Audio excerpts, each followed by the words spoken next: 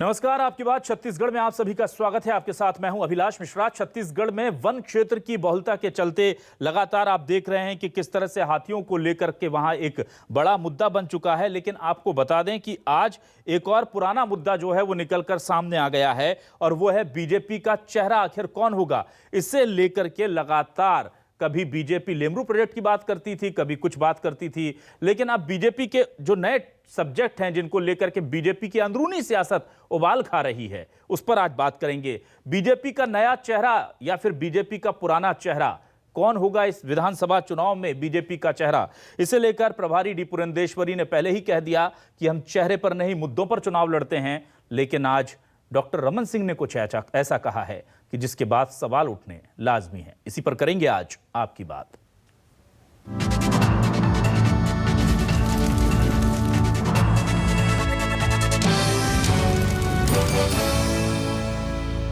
तो आइए सबसे पहले देखते हैं क्या कहना है बीजेपी का और कांग्रेस का। आज डॉक्टर रमन सिंह ने दरअसल यह कह दिया, आपको बता दें कि क्या कहा। पहले डी पुरंदेश्वरी कह चुकी हैं कि हमारे लिए चेहरा कोई नहीं है, पहले हम चुनाव लड़ेंगे, जीतेंगे, फिर तय करेंगे कौन सीएम होगा छत्तीसगढ़ का। लेकिन डॉक्टर रमन सिंह जो कि एक्स सीएम हैं, कहते हैं कि छत्तीसगढ़ में बहुत सारे सीएम पद के कैंडिडेट हैं, उसमें से छोटा सा कार्यकर्ता मैं भी हूं। देखिए, सुनिए कांग्रेस और बीजेपी के बयान।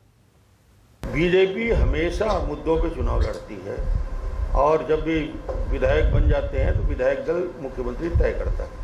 पिछले बार का आपका चेहरा था, क्या इस बार भी रहेंगे सामने आप? ये बहुत सारे चेहरे हैं जी। चेहरे कभी छत्तीसगढ़ में भारतीय जनता पार्टी के पास नहीं है। अच्छे अच्छे चेहरे हैं, उसमें एक चेहरा मेरा भी है, छोटा सा। आज पूर्व मुख्यमंत्री रमन सिंह जी ने कहा कि वे भी एक चेहरा हैं, जबकि पार्टी की छत्तीसगढ़ प्रभारी डी पुरंदेश्वरी और शिव प्रकाश जी पहले ही बता चुके हैं कि भाजपा बिना चेहरे के चुनाव लड़ेगी। ऐसी स्थिति में रमन सिंह जी का यह बयान सीधे सीधे पार्टी के स्टैंड के खिलाफ है। अब भाजपा और रमन सिंह जी आमने सामने आ गए हैं। जिन रमन सिंह जी के 15 साल के शासनकाल के बाद भाजपा को 15 सीटें भी नहीं मिल पाई, वे अपने आप को मार्गदर्शक मंडल में जाने से रोकने के लिए, आडवाणी जी के साथ जाने से रोकने के लिए इस तरह की बयानबाजी कर रहे हैं जो पार्टी के स्टैंड के खिलाफ है। तो आइए अब सुनते हैं कि उस दौरान क्या कहा था डी पुरंदेश्वरी ने, जिससे लेकर यह कहा जा रहा था कि क्या डॉक्टर रमन सिंह को अभी सामान्य तौर पर स्वीकार बीजेपी में अगले चुनाव के लिए नहीं किया गया है। सुनिए डी पुरंदेश्वरी का यह पुराना बयान। हम बस डेवलपमेंट के मुद्दे लेके लोगों के पास जाएंगे। Development is going to be our face, development is going to be the issue and जिसको यहाँ बनाना है we have a process in the party, party तय करेगी।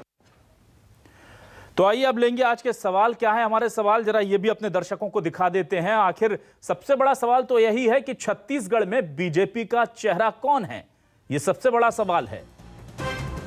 हालांकि पार्टी कहे हमारे लिए चेहरा कोई मायने नहीं रखता, लेकिन चेहरे तो मायने रखते हैं।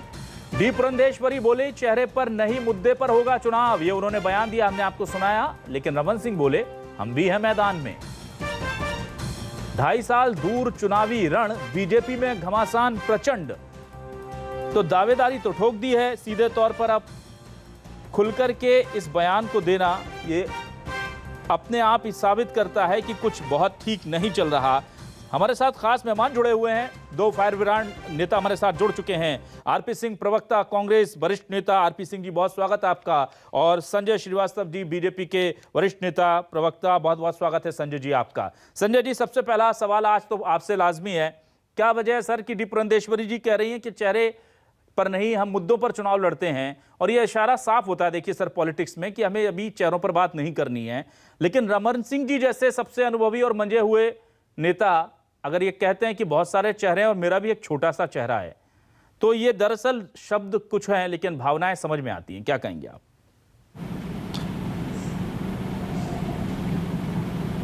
नहीं, देखिए अभिलाष जी, मुझे ऐसा लगता है कि छत्तीसगढ़ का 20 और 21 साल का इतिहास है। एक मिनट जी, बोलिए। जो इतिहास है इसमें कभी भी सरकार के समय या अपोजिशन में या चुनाव लड़ते हुए भारतीय जनता इको बहुत हो रहा। जी जी भारतीय जनता पार्टी ने कभी भी, किसी भी व्यक्ति ने, किसी भी नेता ने, किसी भी विधायक ने इस बात को नहीं कहा कि मैं मुख्यमंत्री पद का दावेदार हूं। ये भारतीय जनता पार्टी है। और बहुत सही समय में आपने ये डिबेट रखी।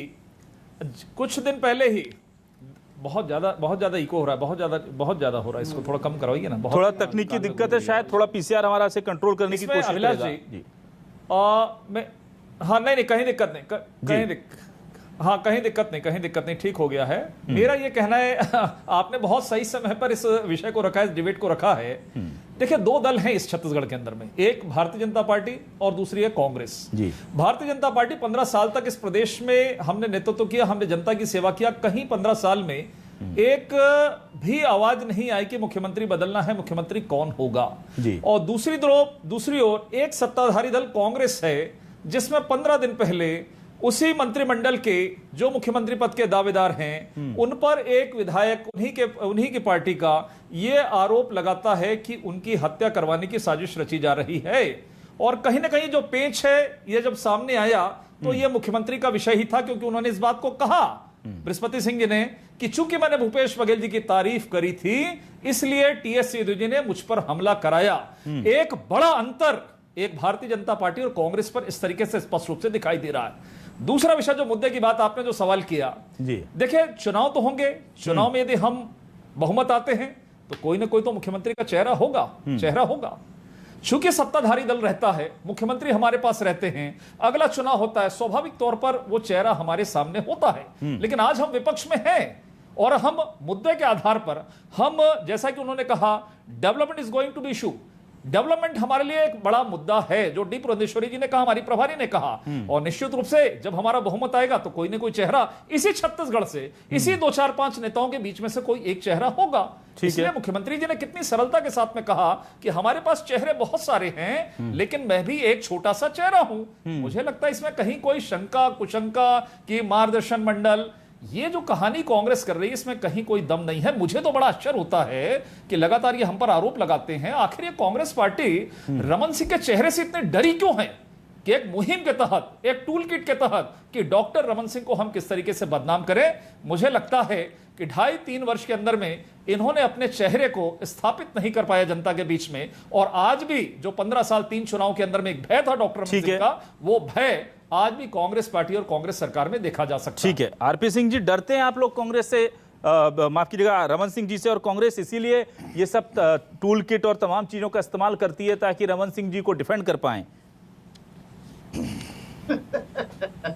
अभिलाष भाई, आप राज्य की राजनीति को भी बहुत पास नहीं जानते हैं। मैं आपको बताता हूँ। दरअसल संजय श्रीवास्तव जी के साथ परेशानी ये है, प्रवक्ता तो भारतीय जनता पार्टी के, लेकिन भाजपा की राजनीति में डॉक्टर रमन सिंह के बहुत ही करीबी माने जाते हैं। उनके साथ बहुत बड़ी दिक्कत यह है कि ना आज के डिबेट में वो रमन सिंह का विरोध कर पा रहे हैं और ना ही डी पुरंदेश्वरी का। वो समझ नहीं पा रहे हैं कौन सा रास्ता ठीक है।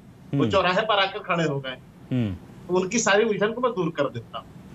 देखिए, भारतीय जनता पार्टी में मोदी जी के आने के बाद एक जो नई राजनीति शुरू हुई है कि जो भी बुजुर्ग राजनेता है उन्हें किनारे कर दिया जाता है और उसे मार्गदर्शक मंडल का नाम दे दिया गया है। ठीक है। चाहे जीवन अपना खपा देने वाले अडवाणी जी की बात करूं मैं, चाहे मुरली मनोहर जोशी की बात करूं मैं, चाहे एमजे अकबर साहब की बात करूं मैं, और अभी हालिया में रविशंकर प्रधान, आपने कहा प्रसाद जी और प्रकाश जावड़ेकर, क्या हाल हुआ है देख लीजिए। तो जो कुछ हो रहा है दुखद है, राजनीति में ऐसा नहीं होना चाहिए। और हमारी पूरी संवेदनाएं, पूरी सहानुभूति डॉक्टर साहब के साथ है।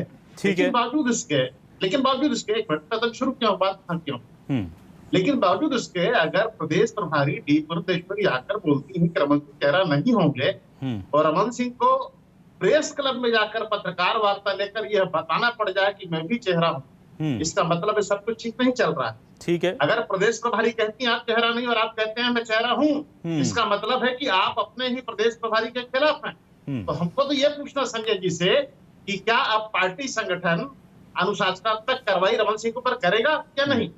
ठीक है।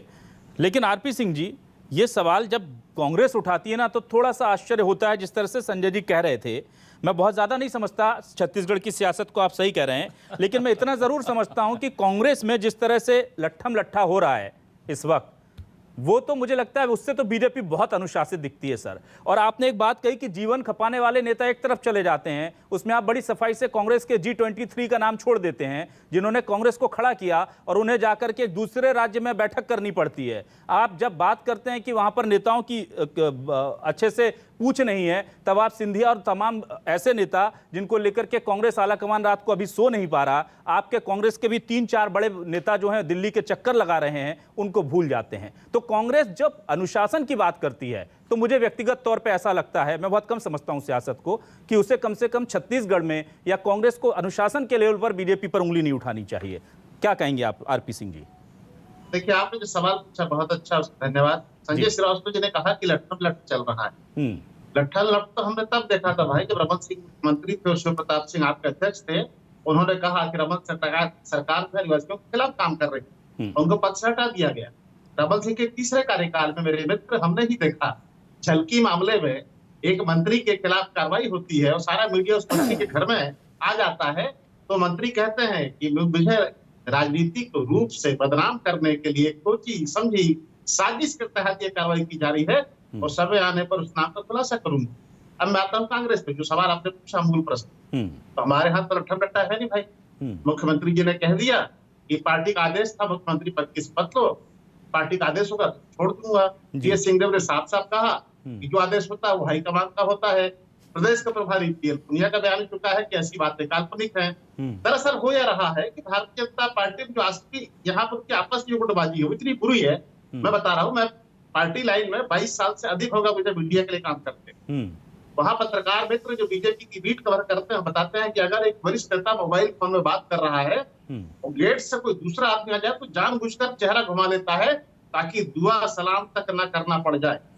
ये क्या स्थितियां हैं, और जो आपके लोग उस बीट को कवर करते हैं आप खुद पूछ सकते हैं जी। तो हमारी बात तो छोड़ दीजिए, हम तो संगठित थे, यूनाइटेड थे, इसलिए 15 साल आपकी सत्ता के खिलाफ लड़े और 15 साल की सरकार को 14 सीट पर समेट दिया। बहुत बढ़िया, दरअसल सही बात है भाई, सही बात है। एक मिनट दरअसल भारतीय जनता पार्टी इस राज्य में सत्ता की चाशनी में घूमते हुए लड्डू की तरह थी। सत्ता के साथ जब चाशनी निकल गई तो लड्डू बिखर गया, अब सारे दाने अलग हो गए हैं लड्डू। ठीक है संजय जी, क्या ये बात सही है कि संगठन आपका कमजोर हुआ और अनुशासन छूटा, इसीलिए आज सत्ता का दामन आपके हाथ से छूटा हुआ है और आप इतनी कम सीटों पर सिमटे हुए हैं? आरपी सिंह जी साफ तौर पर कह रहे हैं।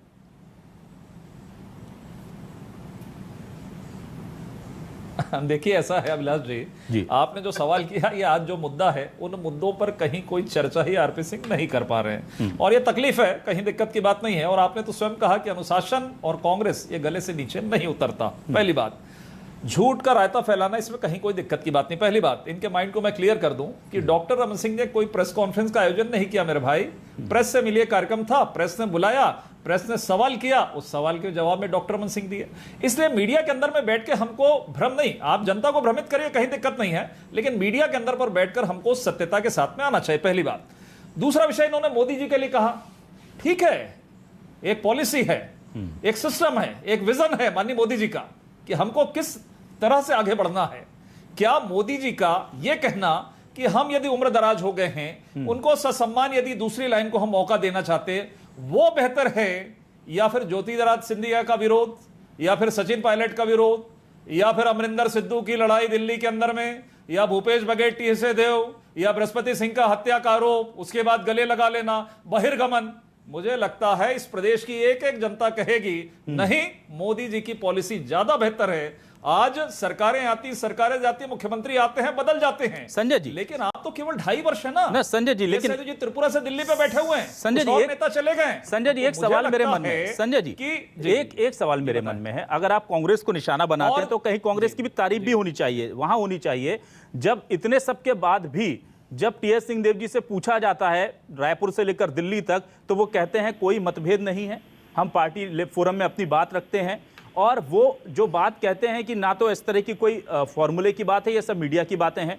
यही बात भूपेश बघेल कहते हैं, यही बात ऊपर से जब उनके प्रभारी आते हैं पूनिया जी वो कहते हैं। तो ये जो पूरा एक वाक्य क्यों बोलने वाले अंदर कितना भी मतभेद हो हम उससे इनकार नहीं कर रहे ना, हमें पता है क्या चल रहा है अंदर।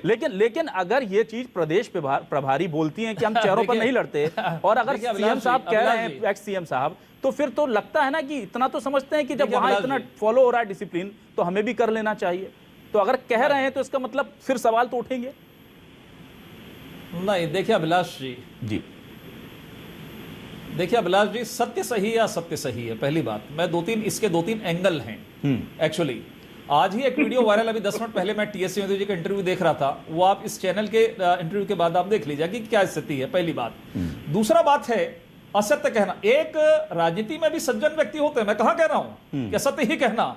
जिस तरीके से डॉक्टर रमन सिंह का चेहरा है कांग्रेस में, उसी तरीके का एक चेहरा टीएस को माना जाता है कांग्रेस के अंदर में, कि तमाम गलतियों के बावजूद उन्होंने पार्टी फोरम के अंदर में इस बातों को रखा। लेकिन हमको यह भी नहीं भूलना चाहिए कि सदन के इतिहास में पहली बार ऐसी घटना घटी कि वो चलते हुए सदन से एक जिम्मेदार मंत्री होने के नाते किसका विरोध करके गए थे? बीजेपी का विरोध करे थे कि अपने मंत्री पर अविश्वास करके, गृह मंत्री पर, अपने मुख्यमंत्री पर अविश्वास करके उन्होंने सदन का बहिर्गमन किया था। ठीक है, ये तो दोहरी चाल के लोग हैं सर।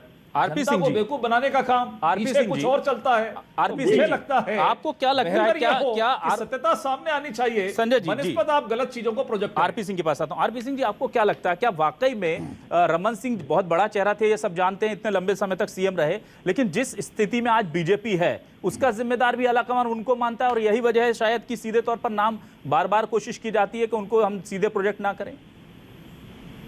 देखिए अभिलाष भाई, क्योंकि हम लोग सत्ता में है और राजनीति कितने वर्षों से हैं, तो हम लोग जो है अलग अलग मौकों पर अलग अलग बातें सुनते हैं। अभी हाल ही में एक बात सुनाई थी कि भारतीय जनता पार्टी ने 3 अलग अलग एजेंसियों के माध्यम से सर्वे करवाया है और उसमें पाया है कि रमन सिंह कहीं भी मुख्यमंत्री के चेहरे के रूप में स्वीकार्य नहीं है ना। बात नंबर 1, जो 3 दूसरे लोगों का नाम आया है, मैं आपके चैनल पर खुलकर बताना नहीं चाहता, पार्टी का अंदरूनी विषय है, लेकिन सवाल इस बात का है कि भारतीय जनता पार्टी के वरिष्ठ नेता खासकर डी पुरंदेश्वरी, जो कि बीजेपी में नहीं रही है, वो कांग्रेस से बीजेपी में गई हैं, और जहां तक मेरी जानकारी है रमन सिंह का पूरा जीवन बीजेपी में बीता है। तो एक महिला जो 3 साल 4 साल पहले बीजेपी में आती है और वो रमन सिंह को खारिज करती है, उनके साथ अपमानजनक व्यवहार होता है। मैं बोलना नहीं चाहता, मैं जमात कीजिएगा डॉक्टर साहब, अगर इस प्रोग्राम को देख रहे हो तो आप, हम अखबारों के माध्यम से पढ़ते हैं विलास भाई कि इनके यहाँ शिव प्रसाद जी आए, शिव प्रसाद जी ने उनको मना कर दिया कि आपको बैठक में नहीं आना है, नेता प्रतिपक्ष को बैठक में नहीं आना है।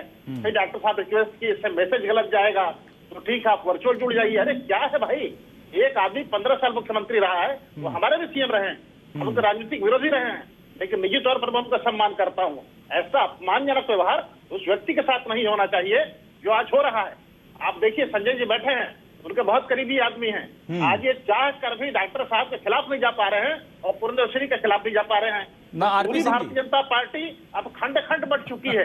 जिस तरीके से वरिष्ठ नेताओं का अपमान हो रहा है, ये भारतीय जनता पार्टी के नेता कभी स्वीकार नहीं करेंगे और ना ही यहाँ के कार्यकर्ता। रही बात 2.5 साल की, तो मैं आपके सामने स्पष्ट कर दूं, जब आप सत्ता में आए तो हमको भी लगता था कि 5 साल बाद रमन सिंह चले जाएंगे, जैसा आपको लग रहा है, लेकिन यकीन कीजिए मेरे भाई, जिस रास्ते पे हम चल रहे हैं वो रास्ता कमीशन खोरी का नहीं, सेवा का रास्ता है, और 25 साल हम यहीं रहेंगे। ठीक है आरपी सिंह जी, लेकिन वो ट्रेलर जो आपने दिखाया उसे पूरा तो कर दीजिए, 3 नाम बता दीजिए ना दर्शकों को। अब वैसे भी बीजेपी तो कोई कोर कसर छोड़ती नहीं है आप लोगों की छिछालाधार करने में, आप कहते हैं, तो आप क्यों इतना सज्जनता दिखा रहे हैं? फर्जी वाले का कोई चेहरा होता है क्या अभिलाष जी?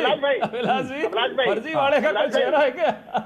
अभिलाष भाई देखिए, ये काम तो लोग जिंदगी भर कर रहे हैं, यही काम। निजी जीवन की बातें टेलीविजन पर सार्वजनिक नहीं की जा रही, बावजूद इसके, क्योंकि आपने आग्रह किया, मैं आपको बता दूं, मेरी कल रात को संजय श्रीवास्तव जी से फोन पर बात हुई है और मैंने वो 3 नाम उनको बताया, आप उनसे पूछ लीजिए। ना सर संजय जी क्या, देखिए ये इंटरनल मैटर है पार्टी का, आपने सर्वे कराना अच्छी बात है, होना भी चाहिए ताकि अंदरूनी जानकारी मिले, लेकिन क्या पार्टी इस दिशा में काम कर रही है? संजय जी बहुत गंभीरता से पूछ रहा हूं, संजय जी क्या पार्टी इस दिशा में काम कर रही है? खुलासा मैं कर देता हूं जी।